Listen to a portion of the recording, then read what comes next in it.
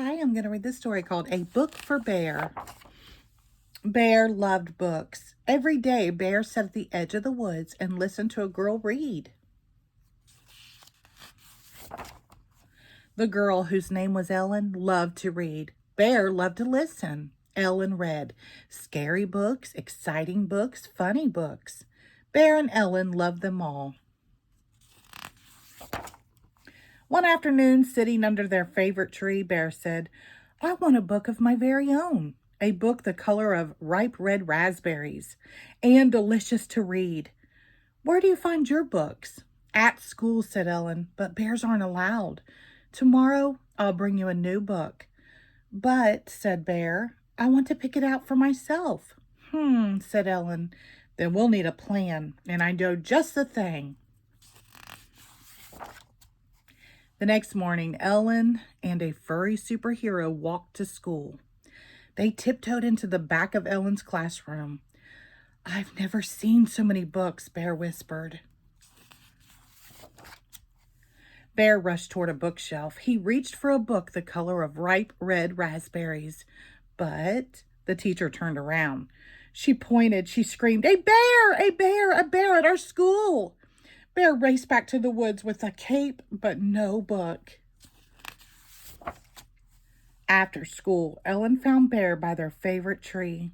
"I'm sorry our plan didn't work," she said. "But," said Bear, "I still want a book, and I want to pick it out for myself." "Where else can I find a book?" "The library," said Ellen, "but bears aren't allowed." "Don't worry," said Bear, "I have a plan." Ellen and a blueberry bush walked into the library. "The library has even more books than your classroom," Bear whispered. "Rows and rows of books." First, the librarian saw Ellen, then the bush, then the bear. The librarian shrieked, "A bear! A bear! A bear in our library!" Bear and Ellen raced back to the woods with blueberries but no book. "But," said Bear, "I still want a book and I want to pick it out for myself." "Where else can I find a book?" "The bookstore," said Ellen, "but bears aren't allowed." "Maybe I need a different disguise," said Bear. "I know just the thing," said Ellen. Ellen and a furry giant wearing a coat and hat and carrying an umbrella tiptoed into the bookstore. "So many, many books," Bear whispered. "There must be a book for me."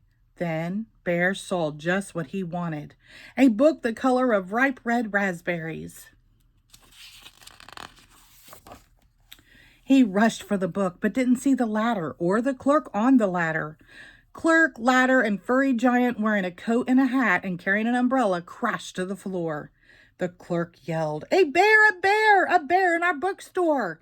Bear and Ellen raced back to the woods with a broken umbrella, but no book. "How will I ever find a book of my own?" asked Bear. "Don't worry," said Ellen. "We'll think of something." Bear scratched his back on the tree and thought. Ellen scratched the top of her head and thought.